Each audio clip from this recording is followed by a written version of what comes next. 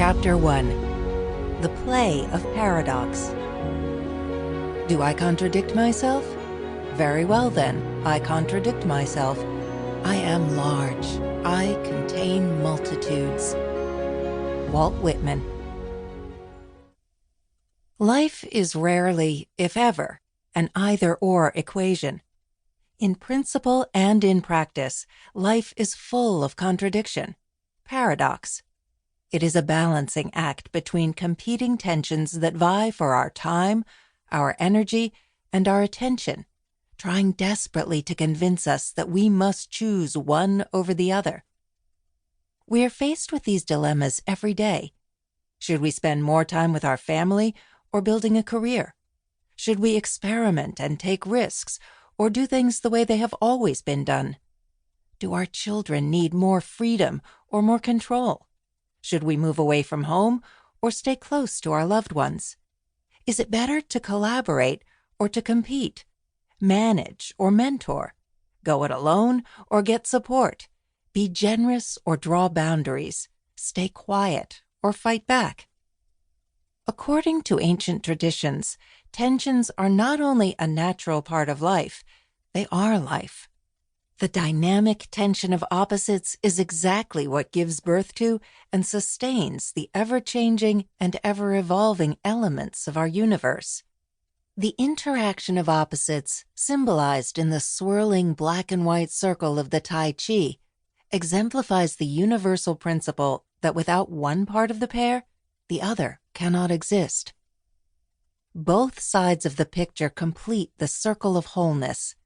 We must have both day and night, masculine and feminine, movement and stillness, right brain and left brain, the details and the big picture, focus and flexibility. Without the dynamic interplay between these powerful pairs, there is only stagnation, decay, and eventually death. Creative tension, or what I call the play of paradox, is absolutely essential for life and growth. The golden thread. What is paradox? A paradox involves two elements, truths, principles, or perspectives that seem contradictory but are both true. It was the best of times and it was the worst of times. All good leaders are servants. And the more you learn, the more you realize how little you know, are all paradoxes. Much of the mystery and meaning, the comedy and tragedy of life, are based on paradox. Its most ardent champions are scientists, who are still trying to solve the paradoxes of physics, comedians, who make a living pointing out life's everyday inconsistencies, and mystics, who believe we can glimpse the spiritual world while walking in the physical, the greatest paradox of all. The sages of East and West speak often of what it is like to be caught inside a paradox.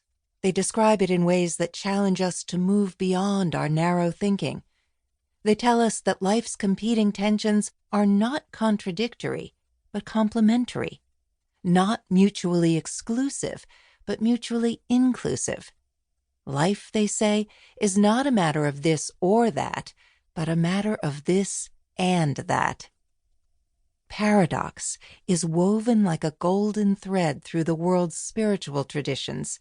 St. Francis, for instance, pointed to paradox when he said, "It is in giving that we receive, and it is in dying that we are born to eternal life." The Buddha told his students that taking refuge in the Sangha, the community, was vital to their spiritual growth, but he also cryptically advised, "Look not for refuge to anyone besides yourselves." Lao Tzu, the Chinese sage and founder of Taoism, taught, "To be empty is to be full, to have little is to possess." And Jesus warned, "Be ye therefore wise as serpents and harmless as doves."